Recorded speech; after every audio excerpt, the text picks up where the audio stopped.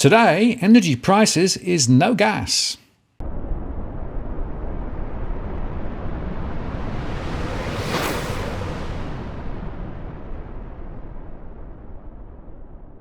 Hello again, it's Martin North from Digital Finance Analytics, welcome to this post covering finance and problem news with a distinctively Australian flavour. Like it or not, we've been caught up in the global boom in gas prices, which have been driven by bad government policy locally and the Ukraine-Russia conflict, with the latter using gas as a lever of coercion, reducing Nord Stream flows to 20% and forcing up the price of the commodity. And of course, that means that European countries are grabbing supplies at any cost from anywhere else. Dave from the Australian Energy Regulator highlights just how much prices have risen, with prices significantly higher than a few years ago, based on dollars per gigajoule. And last week, natural gas prices soared in Europe, with the benchmark gas prices there rising 12% to €198 per megawatt hour.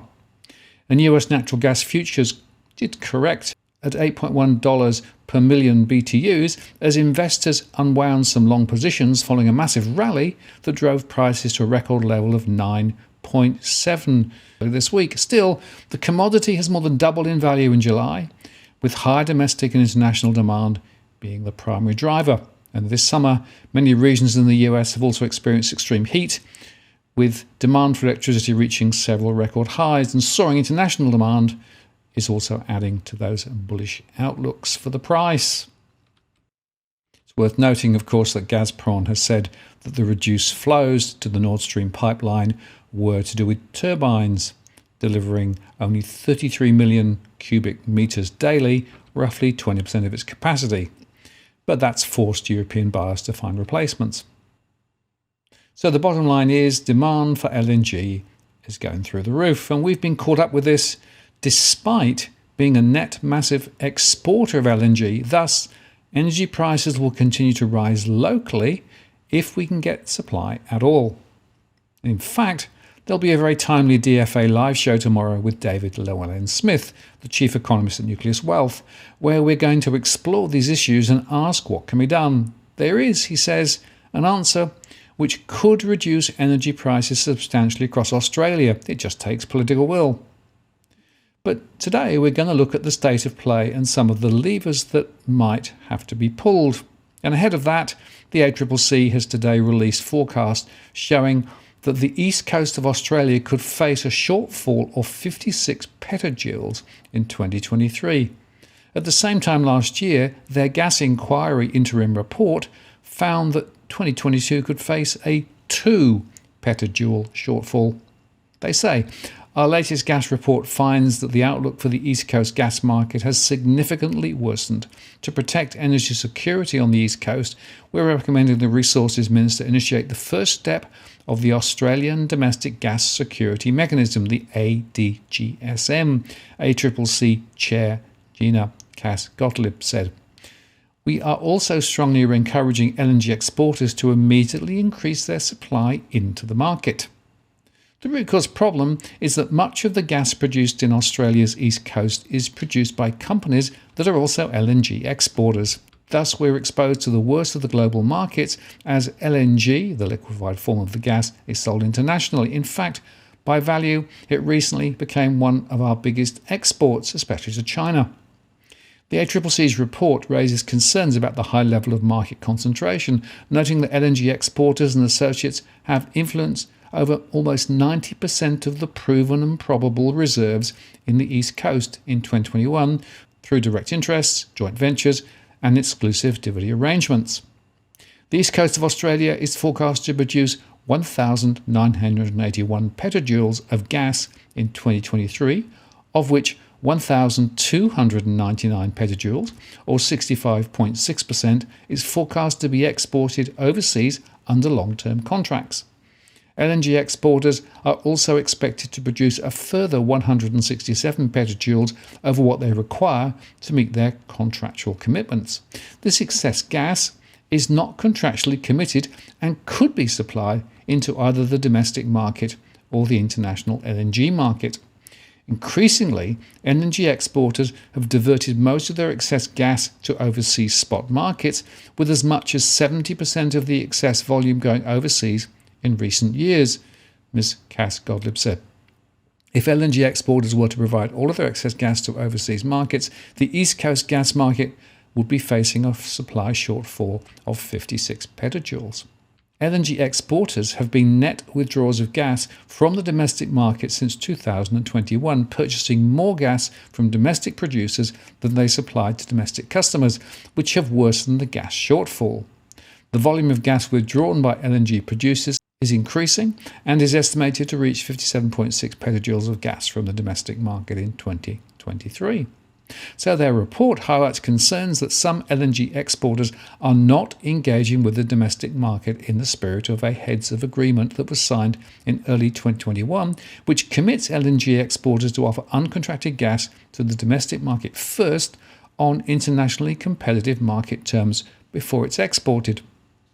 A well-functioning heads of agreement with LNG exporters could ensure that LNG exporters make gas broadly and transparently available to all domestic users, including commercial and industrial users and gas-powered generators and retailers, at demonstrably competitive prices, in volumes and for periods suitable for buyers' needs and with sufficient notice. But note, of course, that means we'll be paying full international price.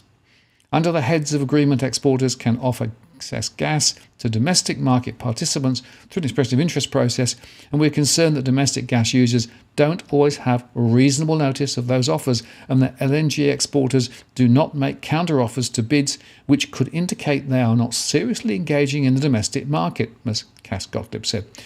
We welcome the announcement by the Minister of Resources that the Australian government has decided to review and renegotiate the ADGSM and the heads of agreement with LNG exporters, Ms. Cass-Gottlieb said.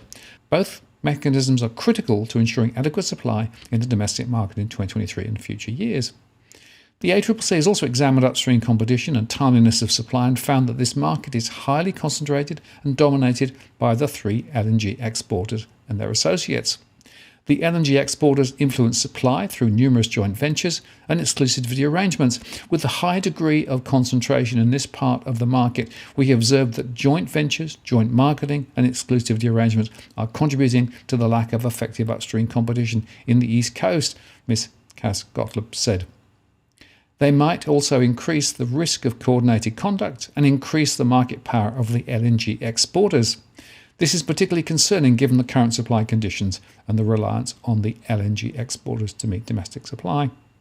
And it's worth remembering that on the 19th of April 2017, the Australian government directed the ACCC to conduct an inquiry into the supply and demand for wholesale gas in Australia and publish regular information on the supply and pricing of gas for 3 years.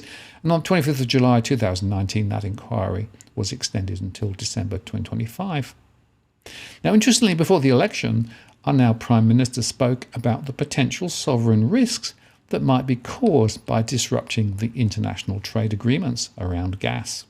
And as Umar Gori wrote in The Conversation today, with the Australian energy market operator warning consumers of huge price spikes ahead, further calls for the federal government to pull its so-called gas trigger seems inevitable. But that could be a very big mistake, leading to the type of trade dispute Australia fought for years against big tobacco over plain packaging laws.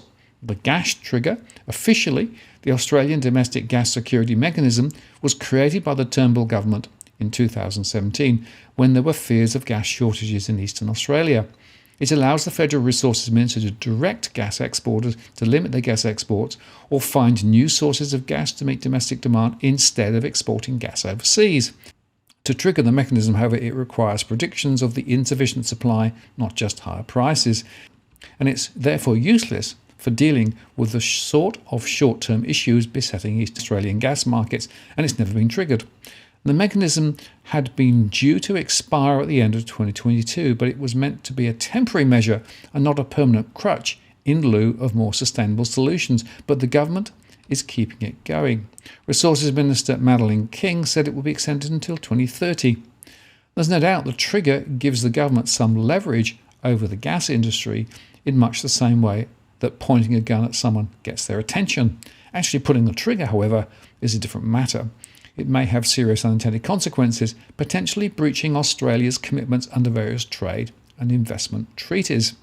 An example of the extra regulatory leverage the gas trigger has given the federal government is its 2021 agreement with three major East Coast liquefied natural gas plants, Australia Pacific LNG, Gladstone LNG, and Queensland Curtis LNG. Under this deal, the suppliers promised not to sell uncontracted gas internationally without first offering equivalent volumes to the domestic market.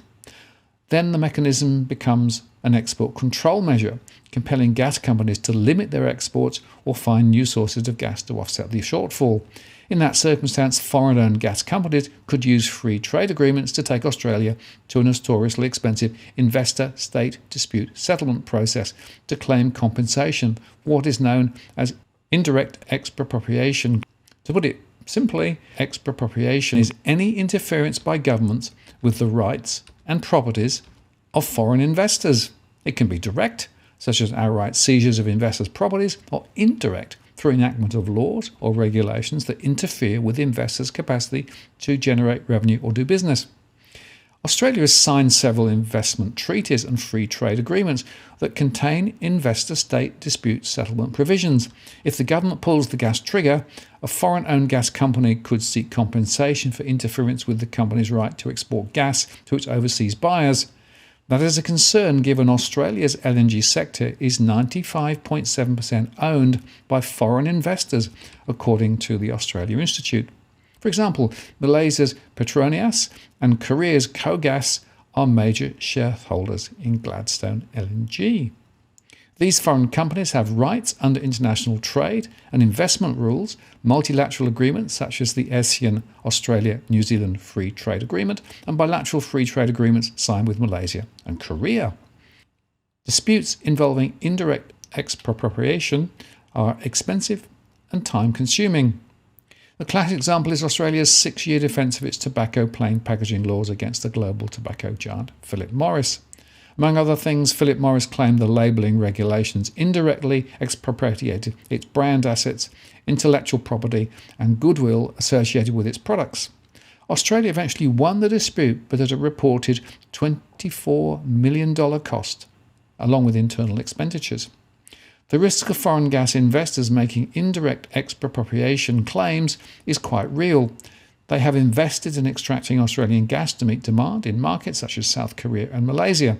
For example, Santos, the lead developer of the Gladstone LNG project, signed a 20-year agreement with KOGAS in 2010 to supply 3.5 million tonnes a year of LNG. That amounts to 11% of Korea's domestic LNG supply.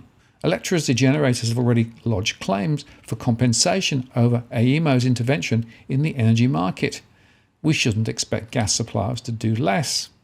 Now, we need a better solution, he says, to provide affordable gas and electricity prices along with reliable supply. Some experts have advocated for a Western Australian-style gas reservation model to be implemented nationally. This model requires gas producers to reserve supplies for the local market before other transactions, but it will take time to introduce the model nationally without also inviting expropriation claims. Existing supply contracts will need to be exempt, and those such as the Gladstone LNG contract to supply Korea are often decades long. But as new contracts are signed, the reservation model can eventually provide the benefits it now gives to West Australian consumers. It's not the short-term solution we'd all like, but it is a better solution than extending the gas trigger. The work to introduce it should begin now, he said. So you can see how complicated this issue is. The bottom line is, like it or not, we're going to pay a lot more for gas, and it's going to be a question of whether we can get the supply or not. I think we've been backed into this corner due to bad political decision-making over a number of years, and frankly because of the massive power that the large LNG miners and exporters have. The bottom line is, we, as households and consumers and small businesses in Australia, are going to pay through the nose. So the question to debate with David tomorrow is, are there other options which are available which could actually help to solve this problem? Join us 8 p.m. Sydney time to see. I'm Martin North from Digital Finance Analytics. Many thanks for watching, and I'll see you again next time.